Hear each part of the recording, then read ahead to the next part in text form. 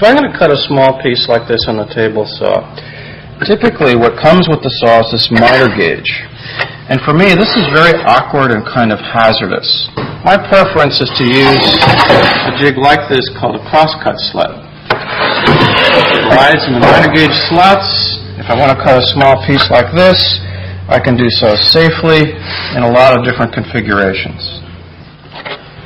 The runners that you see on the bottom go in the miter slots. It's important that the grain be vertical so they don't grow and shrink very much and run more smoothly. To mill the runners, I'll start out with a piece of white oak, the grain generally speaking going across the board. I'll mill the board to thickness so that it fits into the miter slot. It's a little bit too wide still.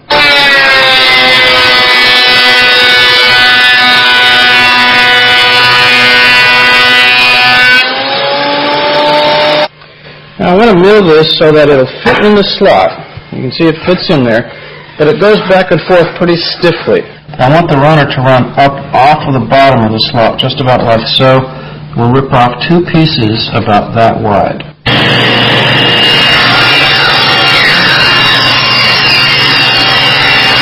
You can see this is the grain direction, and that means that these won't expand and contract very much.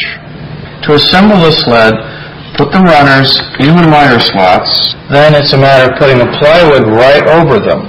I can drill down through the plywood, attach the runners with screws and glue. Then it's a matter of attaching the rear fence so that it's square to the cut. It seems logical that we should be able to set this rear fence with a square, but in fact, this only gets us close, but not accurate enough. To assemble the rear fence, we'll attach it with screws from below. When we put the screws in, we also want to put glue between these two pieces. That'll give us only a few minutes, though, to adjust this. At first, my fence was off about that much.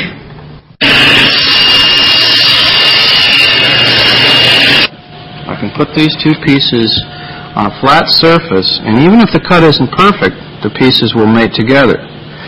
But if I take one of these pieces and turn it over, now it'll double the amount of error in the cut. And as you can see, it isn't off by much, but it's not perfect yet. Now I want to correct the sled by that much, and I don't have much time. What I'll do is take this pipe clamp, by putting part of it on the front of the sled, part of it on the rear fence. I can move that rear fence even though the screws are in place. The glue is still wet enough that I can move this around and do the final adjustment. I don't have to move it very much.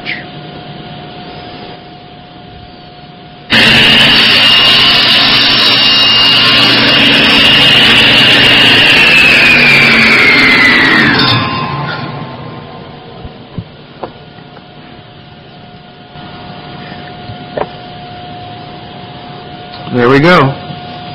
That's what we want.